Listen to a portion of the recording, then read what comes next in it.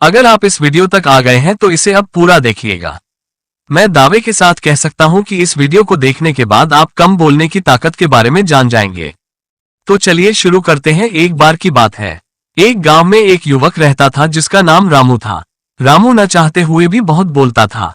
उसके बोलने से सभी परेशान रहते थे। एक दिन रामू को पता चला कि जंगल में एक साधु आए हुए हैं। उसने सोचा शायद ये साधु मुझे मेरी चिंताओं से आजादी दिला सकते हैं, तो वह अपनी माता पिता के साथ साधु के पास गया। रामू ने साधु से कहा, महाराज कृपया मुझे ये समझाए कि मैं कैसे कम बोलूं।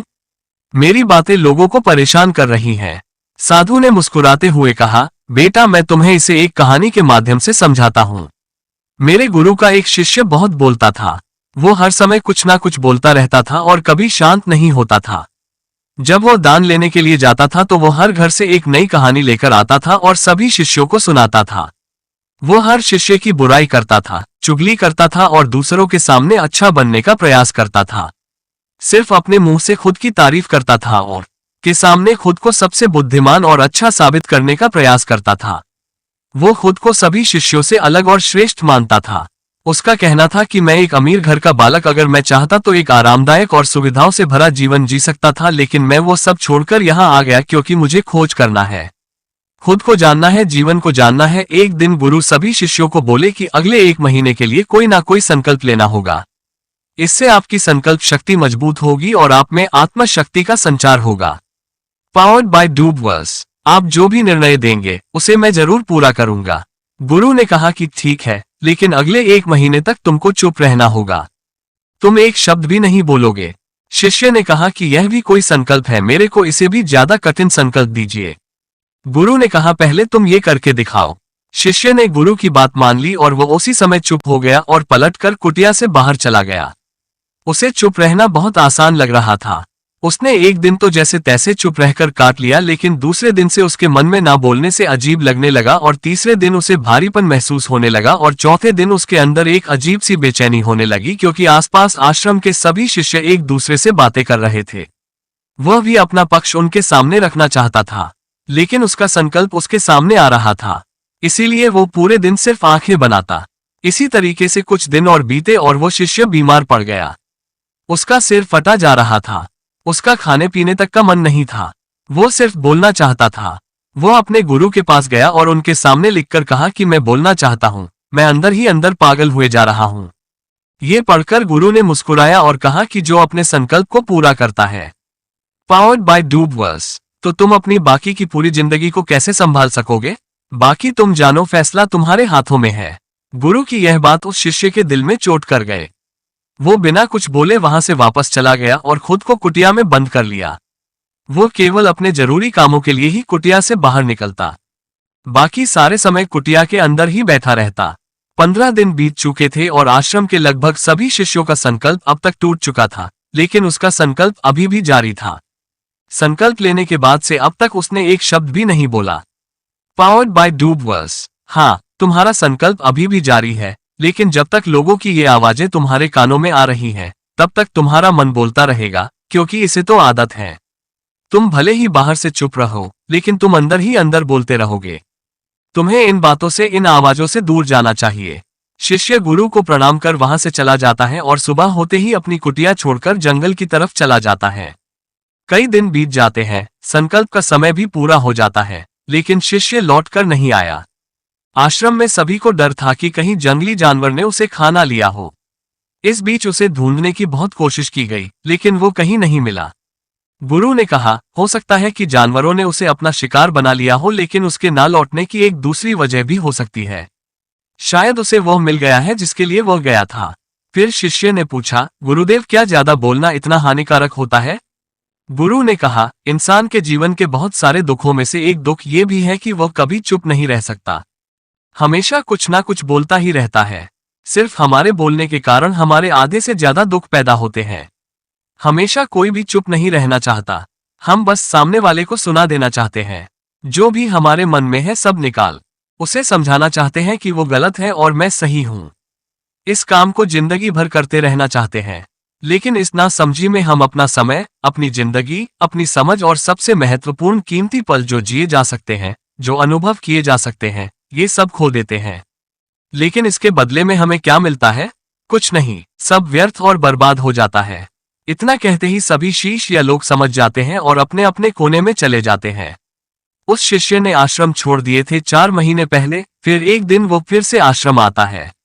सभी शिष्यों को उसे देखकर हैरानी होती है। 37 सेकंड, क्योंकि उसके अंदर एक अलग सा फीलिंग महसूस हो रही थी। उसके चेहरे पर खुशी का इशारा था और आंखों में शांति थी। आश्रम में आते ही सभी बच्चों ने उसे घेर लिया और बातें करने लग गए। उसने भी उन सबसे बातें करनी शुरू कर दी। सबको लगा कि अब वो पहले जैसा नहीं है, बहुत कम बोलता है और चुगली नहीं करता। 59 सेकंड, उसके मुंह से हर शब्द बहुत ही सुलझे हुए और मधुरता के साथ निकल रहे थे। शिष्यों से थोड़ी देर बात करने के बाद वो सीधा गुरु की तरफ चला गया। उसने गुरु के चरणों को छुआ और पूछा, गुरुदेव, क्या मैं अभी भी मौन हूं? उस समय मैं मुंह से तो चुप था, लेकिन मेरे अंदर बहुत सी आवाजें थीं। मन में बहुत से प्रश्न थे और वे बंद नहीं हो रहे थे। 1 मिनट 20 सेकंड, तो मैं जंगल में चला गया था उम्मीद करके कि वहां मुझे शांति मिलेगी और मेरी बकबक कम हो जाएगी। लेकिन जितना मैं आगे बढ़ता गया, मेरी आवाज उतनी ही तेज होती गई। मैंने अपने अंदर से पुरानी आवाजें सुनने लगी। तब मुझे एहसास हुआ कि मैं कितना गलत कर रहा था।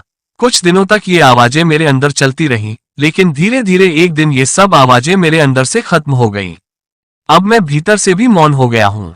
उस घने जंगल में बाहर से कोई भी नहीं था जो बोलता था और भीतर कोई आवाज नहीं थी और मैंने उस दिन पहली बार मौन की ताकत को समझा। 1 मिनट 57 सेकंड, मेरे चारों तरफ बहुत खामोशी थी।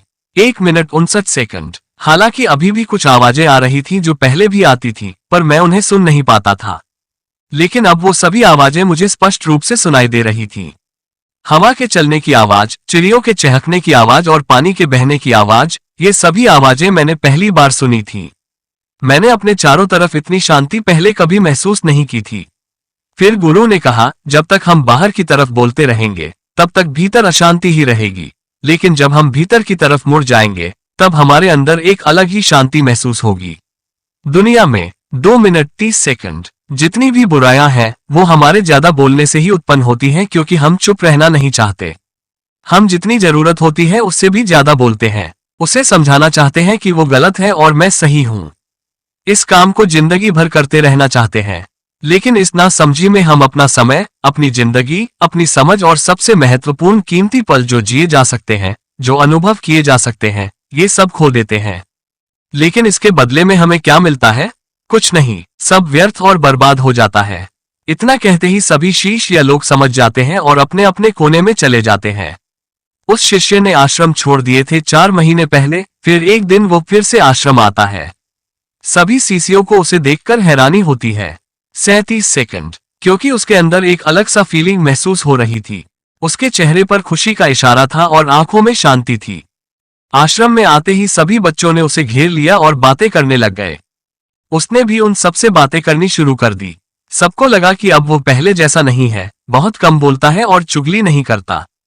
59 सेकंड, उसके मुंह से हर शब्द बहुत ही सुलझे हुए और मधुरता के साथ निकल रहे थे। शिष्यों से थोड़ी देर बात करने के बाद वो सीधा गुरु की तरफ चला गया। उसने गुरु के चरणों को छुआ और पूछा, गुरुदेव, क्या मैं अभी भी मौन हूं? उस समय मैं मुंह से तो चुप था, लेकिन मेरे अंदर बहुत सी आवाजें थीं। मन में बहुत से प्रश्न थे और वे बंद नहीं हो रहे थे। 1 मिनट 20 सेकंड, तो मैं जंगल में चला गया था उम्मीद करके कि वहां मुझे शांति मिलेगी और मेरी बकबक कम हो जाएगी। लेकिन जितना मैं आगे बढ़ता गया, मेरी आवाज उतनी ही तेज होती गई। मैंने अपने अंदर से पुरानी आवाजें सुनने लगी। तब मुझे एहसास हुआ कि मैं कितना गलत कर रहा था। कुछ दिनों तक ये आवाजें मेरे अंदर चलती रहीं, लेकिन धीरे धीरे एक दिन ये सब आवाजें मेरे अंदर से खत्म हो गईं। अब मैं भीतर से भी मौन हो गया हूँ। उस घने जंगल में बाहर से कोई भी नहीं था जो बोलता था और भीतर कोई आवाज नहीं थी और मैंने उस दिन पहली बार मौन की ताकत को समझा। 1 मिनट 57 सेकंड, मेरे चारों तरफ बहुत खामोशी थी।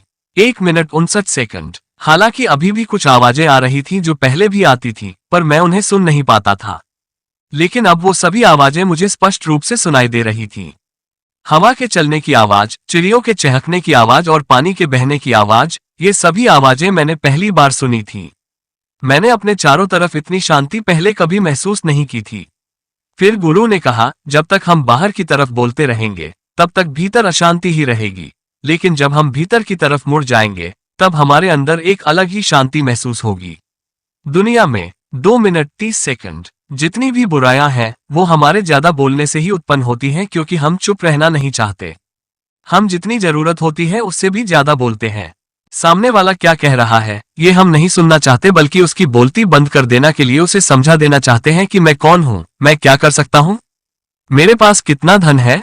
गुरु कहते हैं कि जो लोग किसी का सुनने की बजाय सिर्फ अपना सुनाने में रहते, ऐसे लोगों का जीवन दुखों से भर जाता है। लोग सोचते हैं कि अगर हम चुप रहेंगे तो आगे वाला हमको मंदबुद्धि समय प्राया है। वो हमारे ज्यादा बोलने से ही उत्पन्न होती हैं, क्योंकि हम चुप रहना नहीं चाहते हैं। जितनी हमें जरूरत है उससे ज्यादा ही बोलते हैं। सामने वाला क्या कह रहा है ये हम नहीं सुनना चाहते, बल्कि उसकी बोलती बंद कर देना के लिए उसे समझा देना चाहते हैं कि मैं कौन हूँ, मैं क्या कर सकता हूँ, मेरे पास कितना धन है। गुरु कहते हैं कि जो लोग किसी का सुनने की बजाय सिर्फ अपना सुनाने में रहते, ऐसे लोगों का जीवन दुखों से भर जाता है। लोग सोचते हैं कि अगर हम चुप रहेंगे तो आगे वाला हमको मंदबुद्धि समझेगा। आपको समझना चाहिए कि असल में सभी लड़ाइयों का कारण हमारा बोलना ही है। इसलिए हमें सिर्फ उतना ही बोलना चाहिए जितना जरूरी हो, क्योंकि व्यर्थ का बोलना ऊर्जा को नष्ट करना है और यह बोलना ही हमें कभी अपने भीतर की ओर लौटने नहीं देता। इसलिए अगर हम आप आज से ही बोलना कम कर दे और अंदर की आवाज को सुनना चालू कर दे तो कुछ दिन बाद आप देखेंगे कि आपके सोचने, समझने और याद रखने की शक्ति बढ़ गई। आपके अंदर एक अलग ही शांति और ठहराव महसूस होगा। दोस्तों, इस कहानी की यही सीख है कि व्यर्थ का बोलना ऊर्जा का अंत करना है। मुझे उम्मीद है कि आपको कहानी पसंद होगी। कहानी के बारे में जरूर कमेंट कर बता सकते हैं और चैनल को सब्सक्राइब करें और लाइक जरूर करें।